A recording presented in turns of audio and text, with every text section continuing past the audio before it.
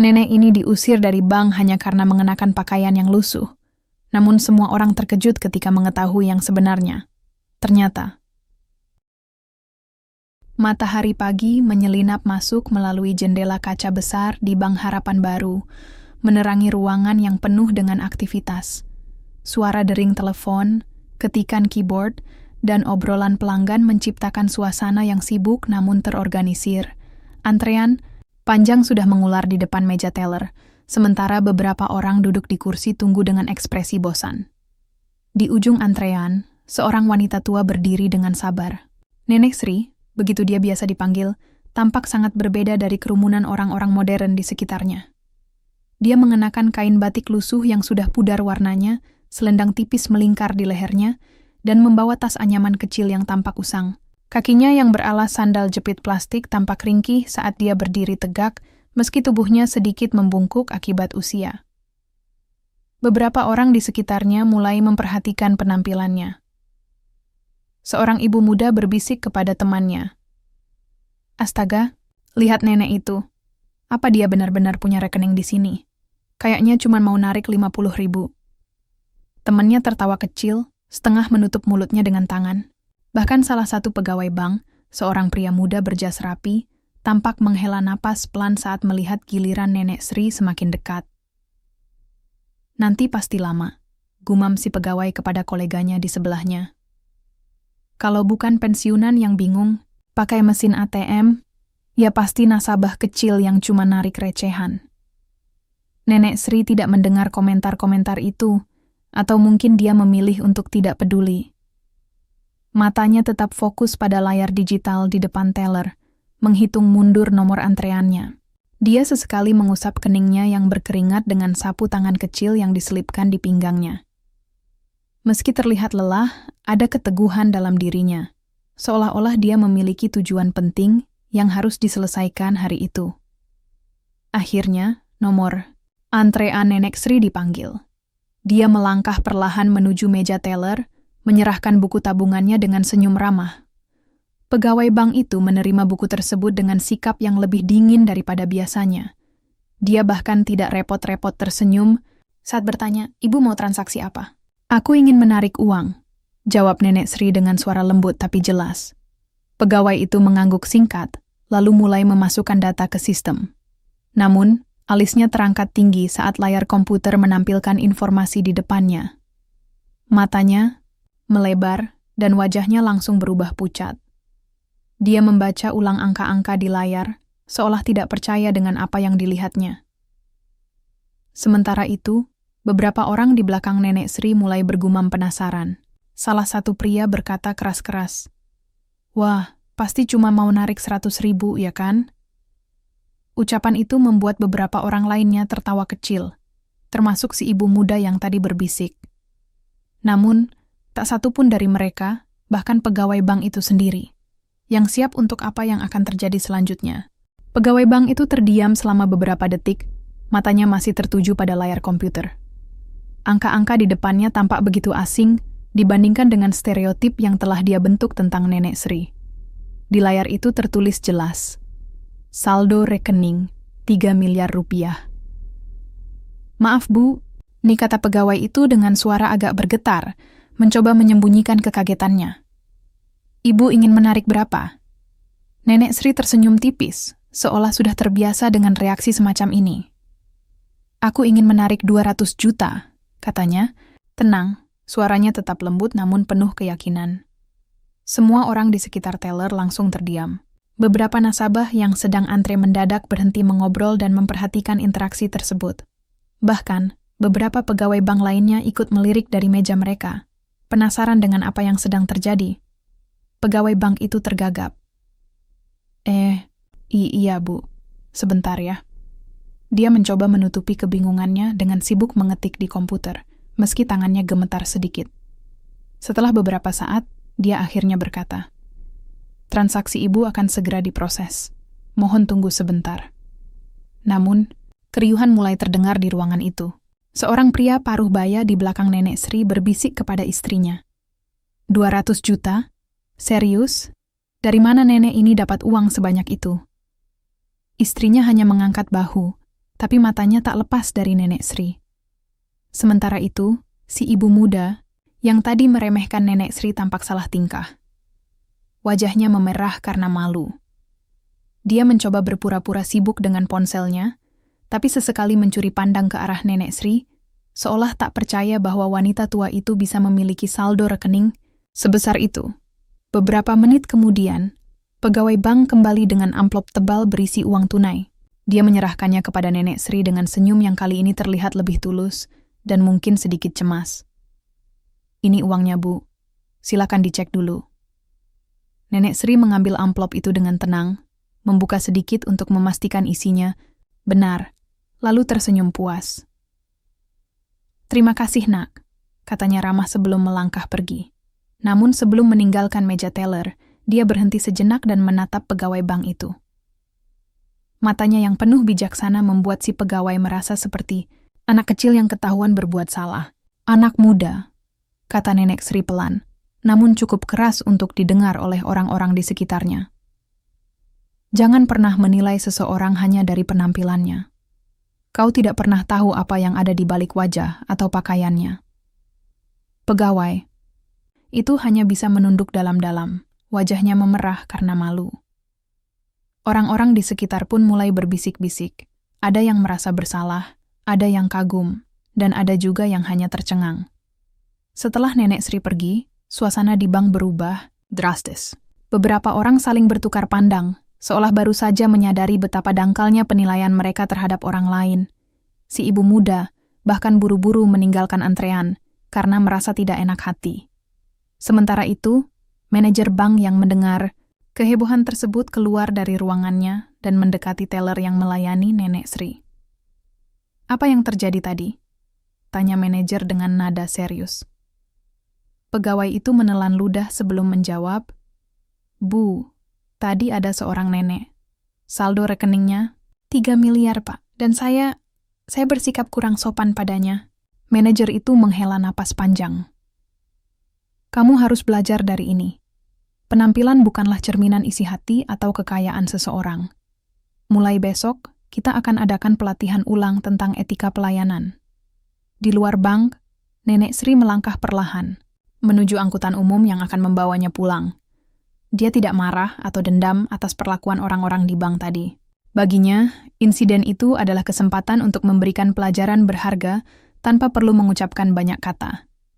Namun, bagi orang-orang yang menyaksikan kejadian itu, pengalaman ini akan terus membekas dalam ingatan mereka. Mereka mulai menyadari bahwa penilaian awal seringkali menyesatkan, dan nilai-nilai kemanusiaan jauh lebih penting daripada harta materi. Angin sore berhembus lembut di desa kecil tempat Nenek Sri tinggal. Rumahnya sederhana, terbuat dari kayu dengan halaman yang dipenuhi tanaman obat dan bunga-bunga liar. Di sudut halaman, ada ayunan bambu tua yang sering digunakan Nenek Sri untuk duduk sambil merajut atau membaca buku. Hari itu, dia duduk di sana, memandang jauh ke arah sawah yang menguning, pikirannya melayang kembali ke masa lalu. Nenek Sri lahir di keluarga petani sederhana. Sejak kecil, dia sudah terbiasa bekerja keras di sawah bersama orang tuanya. Namun, meski hidup dalam kemiskinan, dia selalu memiliki mimpi besar, ingin melihat dunia lebih luas dan membantu orang-orang di sekitarnya. Setelah menikah muda dengan seorang pria pekerja keras bernama Pak Darto, mereka memutuskan untuk pindah ke kota dan mencoba peruntungan baru. Di kota, Nenek Sri mulai menjual kain batik hasil tenunannya sendiri. Awalnya, dagangannya hanya laku sedikit karena persaingan yang ketat, tapi dia tidak menyerah. Dia belajar bagaimana membuat motif yang unik dan berkualitas tinggi, serta membangun hubungan baik dengan pelanggan. Perlahan tapi pasti, usahanya mulai berkembang. Dari sebuah kios kecil di pasar tradisional, bisnisnya tumbuh menjadi pabrik tekstil kecil-kecilan yang mempekerjakan puluhan orang. Pak Darto adalah pendamping setianya. Mereka bekerja bahu-membahu, berbagi visi untuk membangun kehidupan yang lebih baik. Saat anak-anak mereka lahir, Nenek Sri dan suaminya memastikan bahwa pendidikan adalah prioritas utama. Mereka ingin anak-anak mereka memiliki kesempatan yang lebih baik daripada yang mereka miliki dulu. Namun, kebahagiaan itu tidak berlangsung selamanya. Ketika anak-anak mereka sudah dewasa dan mandiri, Pak Darto meninggal dunia karena sakit. Kehilangan itu membuat Nenek Sri hancur, tapi dia tidak boleh menyerah. Dia melanjutkan usaha mereka berdua, bahkan berhasil mengembangkannya lebih jauh lagi. Pada puncak kesuksesannya, perusahaan tekstilnya menjadi salah satu yang terbesar di kotanya. Namun, bagi Nenek Sri, uang bukanlah segalanya. Setelah pensiun, dia memutuskan untuk menjual perusahaan itu dan menyumbangkan sebagian besar keuntungannya kepada organisasi amal. Dia hanya menyisihkan cukup uang untuk kebutuhan dasarnya dan beberapa proyek sosial yang ingin dia dukung. Baginya, kebahagiaan sejati adalah ketika dia bisa membantu orang lain. Kini, di usianya yang sudah lanjut, Nenek Sri kembali ke desa tempat dia dibesarkan. Dia memilih hidup sederhana, jauh dari hiruk-pikuk kota. Uang yang tersisa di rekeningnya adalah tabungan yang dia sisihkan untuk keperluan mendesak, seperti biaya pengobatan atau proyek-proyek kecil yang ingin dia bangun di desa. Salah satu proyek itu adalah sekolah dasar di desa terpencil yang sering dia kunjungi. Anak-anak di sana jarang mendapatkan akses pendidikan yang layak karena lokasi mereka yang sulit dijangkau. Nenek Sri ingin membangun gedung sekolah baru, lengkap dengan fasilitas yang memadai. Itulah alasan dia datang ke bank hari itu, untuk mencairkan sebagian uangnya untuk merealisasikan impian itu. Saat matahari mulai tenggelam, Nenek Sri tersenyum tipis.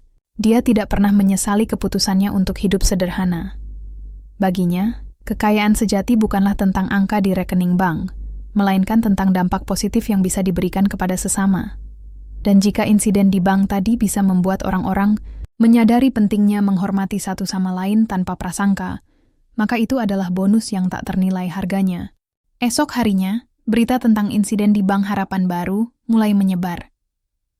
Beberapa nasabah yang hadir saat kejadian tidak bisa menahan diri untuk tidak menceritakan kisah Nenek Sri kepada teman dan keluarga mereka. Dalam waktu singkat, cerita tentang seorang nenek sederhana dengan saldo rekening fantastis menjadi bahan pembicaraan di seluruh kota.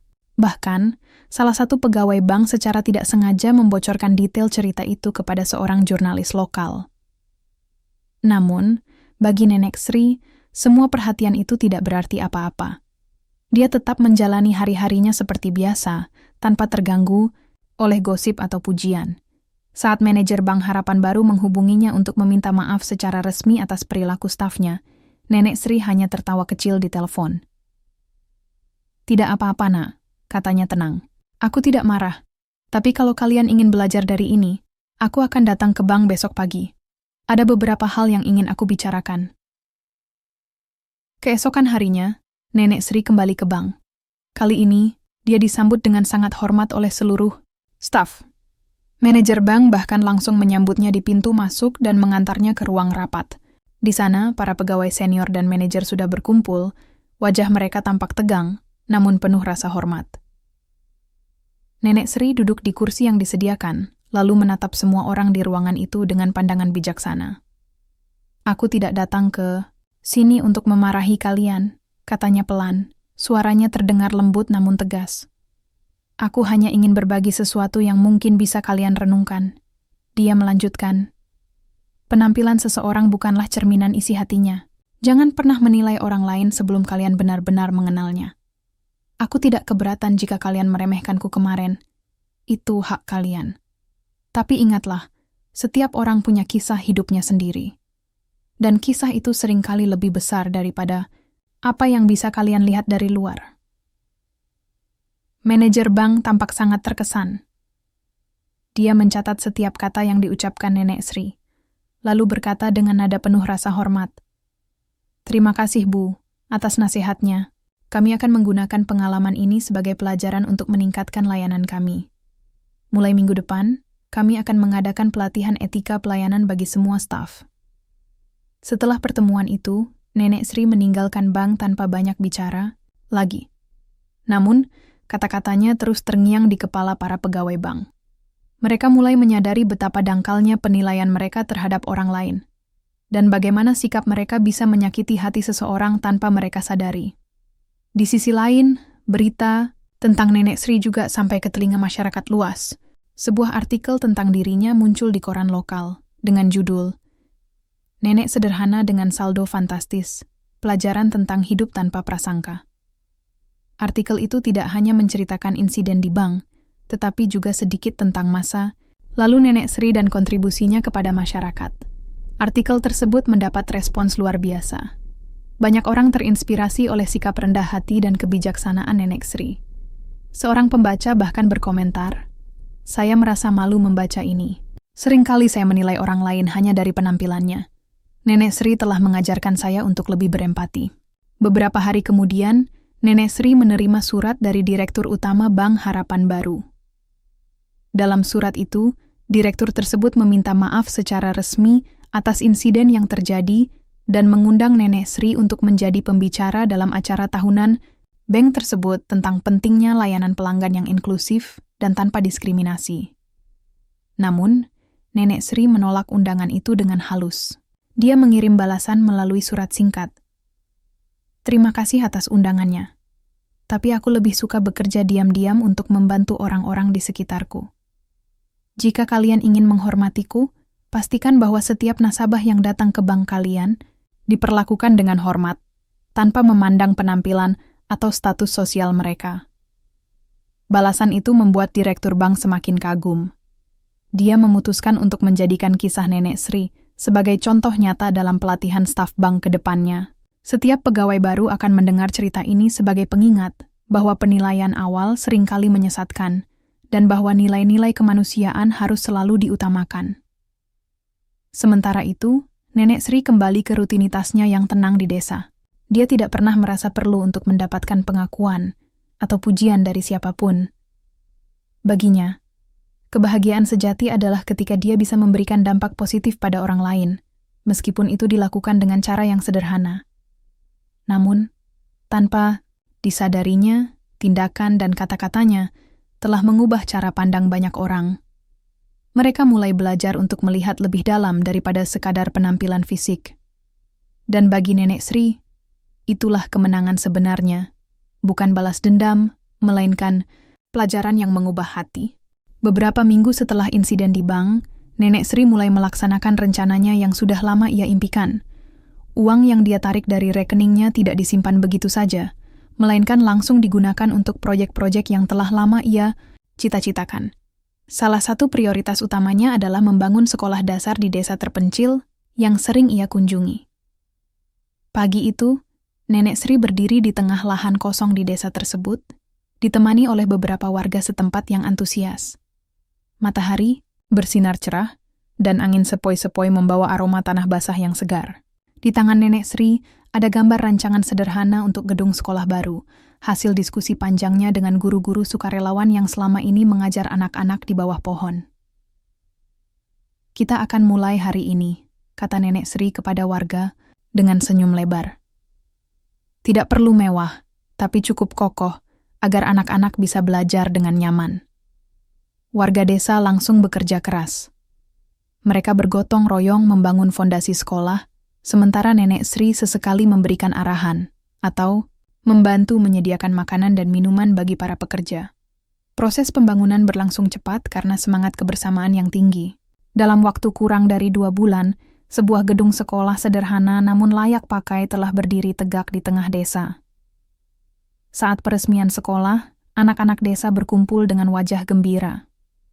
Mereka memakai seragam lusuh yang sudah ditambal berkali-kali, tapi mata mereka berbinar penuh harapan. Nenek Sri berdiri di depan mereka, memegang mikrofon kecil yang dipinjam dari balai desa. "Anak-anakku," katanya dengan suara lembut namun penuh keyakinan, "sekolah ini adalah tempat kalian belajar untuk menjadi orang-orang yang lebih baik. Jangan takut bermimpi besar, meskipun hidup kalian mungkin sulit saat ini. Ingatlah, pendidikan adalah kunci untuk membuka pintu masa depan." Ucapan Nenek Sri disambut tepuk tangan meriah dari warga dan anak-anak. Beberapa ibu bahkan meneteskan air mata, terharu melihat betapa besar pengorbanan Nenek Sri demi masa depan anak-anak mereka. Namun, kontribusi Nenek Sri tidak berhenti di situ. Dia juga menggunakan sebagian uangnya untuk memperbaiki fasilitas umum di desanya, seperti jalan, setapak yang rusak parah dan sumur air bersih yang sudah lama kering. Dia bahkan mendonasikan beberapa alat pertanian modern kepada kelompok tani lokal, sehingga mereka bisa meningkatkan hasil panen dan kesejahteraan keluarga. berita tentang kebaikan Nenek Sri semakin tersebar luas. Banyak orang dari kota datang ke desanya hanya untuk bertemu dengannya dan belajar dari sikap rendah hatinya. Seorang pengusaha muda bahkan terinspirasi untuk mendirikan yayasan amal yang fokus pada pendidikan anak-anak di daerah terpencil. Ketika ditanya apa motivasinya, dia menjawab, "Nenek Sri telah membuka mata saya. Harta bukanlah segalanya jika kita tidak menggunakannya untuk membantu sesama." Di sisi lain, Bank Harapan Baru juga mengalami transformasi signifikan. Setelah pelatihan etika pelayanan yang diadakan berdasarkan inspirasi dari Nenek Sri, para pegawai mulai menerapkan prinsip-prinsip baru dalam pekerjaan mereka. Mereka tidak lagi menilai nasabah berdasarkan penampilan atau jumlah transaksi, melainkan memberikan layanan terbaik kepada semua orang tanpa pandang bulu. Bahkan, bank tersebut mendapatkan penghargaan sebagai institusi keuangan paling inklusif di wilayahnya. Sementara itu, Nenek Sri tetap hidup sederhana seperti biasa. Dia tidak pernah menyesali gaya hidupnya yang minim harta materi, karena baginya, kebahagiaan sejati adalah ketika dia bisa membantu orang lain tanpa pamrih. Setiap kali ditanya tentang kesuksesan masa lalunya, dia hanya tersenyum dan berkata, "Uang hanyalah alat. Yang penting adalah bagaimana kita menggunakannya untuk membuat dunia ini sedikit lebih baik." Matahari mulai tenggelam di cakrawala, memancarkan sinar jingga yang lembut ke seluruh desa. Nenek Sri duduk di ayunan bambu di halaman rumahnya, menikmati angin sore yang sejuk. Di tangannya, ada secangkir teh hangat yang baru saja dia seduh. Wajahnya tampak damai, seperti seseorang yang telah menemukan kedamaian batin setelah melewati perjalanan panjang dalam hidup. Di kejauhan, terdengar suara tawa anak-anak dari sekolah yang baru dibangun. Mereka bermain di halaman sekolah meski hari sudah hampir malam, mungkin karena masih begitu antusias dengan fasilitas baru mereka. Sesekali, terdengar juga suara orang dewasa yang sedang bekerja memperbaiki jalan desa, proyek lain yang didanai oleh Nenek Sri. Nenek Sri tersenyum tipis saat mendengar semua itu. Baginya, suara-suara tersebut adalah bukti bahwa usahanya tidak sia-sia. Dia tidak pernah mengharapkan pengakuan atau pujian atas apa yang telah dilakukannya. Yang dia inginkan hanyalah melihat senyum di wajah orang-orang di sekitarnya, dan kini dia merasa puas. Beberapa hari lalu, dia menerima surat dari salah satu murid sekolah dasar yang baru. Surat itu ditulis dengan tulisan tangan yang masih agak berantakan, tapi penuh dengan rasa syukur. Anak itu menulis, "Terima kasih, Nek, karena sudah membangun sekolah untuk kami. Sekarang aku bisa belajar dengan nyaman, dan aku ingin menjadi dokter suatu hari nanti agar bisa membantu banyak orang seperti Nenek." Surat itu membuat Nenek Sri meneteskan air mata haru. Bukan karena kata-katanya yang indah, tapi karena dia melihat bahwa benih-benih kebaikan yang ditanamnya mulai tumbuh. Dia percaya bahwa setiap tindakan kecil yang dilakukan dengan cinta akan berbuah manis di masa depan. Malam semakin larut, dan lampu-lampu di desa mulai menyala satu persatu. Nenek Sri bangkit dari ayunannya, lalu masuk ke dalam rumah. Di meja kayu tua di ruang tamunya ada sebuah album foto yang sering dia lihat ketika merasa rindu dengan kenangan masa lalu. Malam itu, dia membuka album itu lagi, memandangi foto-foto lamanya bersama Pak Darto, anak-anak mereka, dan momen-momen penting dalam hidupnya. Dia tersenyum saat melihat foto dirinya muda bersama suaminya di depan pabrik tekstil pertama mereka. Mata Pak Darto di foto itu tampak penuh harapan, sama seperti mata Nenek Sri sekarang. Meski Pak Darto sudah tiada, dia yakin bahwa suaminya pasti bangga melihat apa yang telah dia capai. Setelah beberapa saat, Nenek Sri menutup album itu dan duduk di kursi goyang kesayangannya. Dia menutup mata, membiarkan pikirannya melayang pada semua pelajaran yang telah dia dapatkan sepanjang hidupnya. Dia memikirkan tentang pentingnya empati, tentang bagaimana penilaian awal seringkali menyesatkan, dan tentang nilai-nilai kemanusiaan yang jauh lebih penting daripada harta materi. Esok, paginya, Nenek Sri bangun lebih awal seperti biasa. Dia menyapu halaman rumahnya, memberi makan ayam-ayamnya, dan menyiapkan sarapan sederhana. Hari-harinya tetap sama seperti sebelum insiden di bank terjadi. Tidak ada kemewahan, tidak ada perubahan besar dalam rutinitasnya. Namun, ada satu hal yang berbeda. Hatinya semakin ringan, karena dia tahu bahwa dia telah memberikan sesuatu yang berarti bagi dunia ini. Beberapa bulan kemudian, cerita tentang Nenek Sri menjadi viral di media sosial. Seorang jurnalis muda datang ke desanya untuk mewawancarainya, berharap bisa mendapatkan kutipan inspiratif dari wanita tua itu.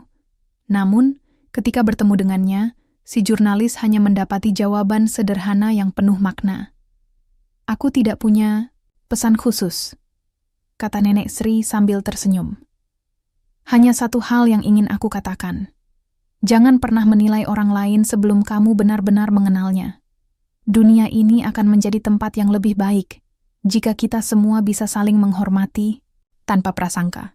Kata-kata itu, meskipun sederhana, meninggalkan kesan mendalam pada si jurnalis.